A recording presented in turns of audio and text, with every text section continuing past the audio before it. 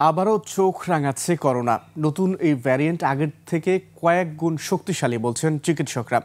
Corona সংক্রমণ প্রতিরোধে ইতিমধ্যেই দেশের বিভাগীয় শহর নানা উদ্যোগ নেওয়া হয়েছে। সতর্কতা জারি করা হয়েছে বিমানবন্দরগুলোতেও। প্রতিনিধিদের তথ্যচিত্রে ডেস্ক রিপোর্ট। চট্টগ্রামে এ পর্যন্ত 4 জনের করোনা ভাইরাস শনাক্ত হয়েছে, যাদের 2 জন নারী ও 2 জন পুরুষ। নতুন এই ভ্যারিয়েন্টে জ্বর বা কাশি নাও থাকতে পারে, বরং দেখা দিতে পারে মাথা, গলা, হাঁটু ব্যথা সহ নিউমোনিয়ার মতো লক্ষণ। সংক্রমণ রোধে নগরীর পাশাপাশি উপজেলা স্বাস্থ্য কেন্দ্রগুলোতেও নেওয়া হচ্ছে ব্যবস্থা।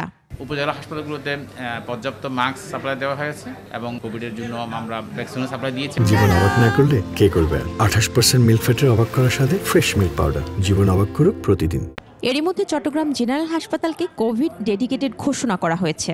স্বাস্থ্য পরিচালক চট্টগ্রাম বিভাগকে বলা হয়েছে যে কোনো জায়গা থেকে উপজেলা লেভেলে যে কোনো ডাক্তারকে এনে এখানে যাতে পোস্টিং দেওয়া হয়। সরকারি 4টি প্রতিষ্ঠানে RT-PCR টেস্টের পাশাপাশি হাসপাতালগুলোতে পর্যাপ্ত অক্সিজেন সাপ্লাই সহ সব ধরনের সেবা নিশ্চিত করার কথা জানিয়েছেন কর্মকর্তারা। এই মুহূর্তে যে কিটটা আছে আমরা প্রায় 400-500 রোগীকে ট্রিটমেন্ট করতে পারবো।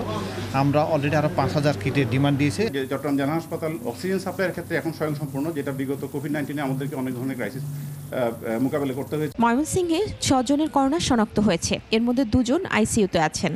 ইতিমধ্যে নতুন ভবনে 20 শয্যা বিশিষ্ট করোনা আইসোলেশন ওয়ার্ড প্রস্তুত করা হয়েছে। রোগী ও স্বজনদের সচেতন করতে চলছে মাইকিং সহ প্রচারণা। ইতিমধ্যে আমাদের করোনার পরীক্ষার টেস্টিং কিট সবগুলো অ্যাভেলেবল করা হয়েছে। ইভেন PCR এর ব্যবস্থা করা হয়েছে।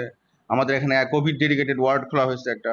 করোনা ভাইরাস প্রতিরোধে সচেতনতার পাশাপাশি নিতে হবে চিকিৎসকের পরামর্শ বলে মনে করেন সাধারণ মানুষ। সবসময় কন্টিনিউ পরে থাকা উচিত।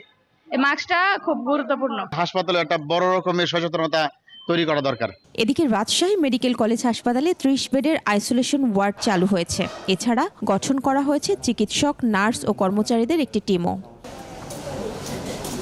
তবে চিকিৎসকরা বলছেন করোনা পরীক্ষায় কিট ও জনবলের সংকট রয়েছে। আমাদের কিটের স্বল্পতা আছে এবং যেহেতু আমাদের ম্যান পাওয়ারের স্বল্পতা আছে, আপনারা জানেন যে এই প্রজেক্টটা বাতিল শেষ হয়ে গেছে এবং এখন কেউ নাই। তারা মহিমা পলি, ডেস্ক রিপোর্ট, 21 টেলিভিশন।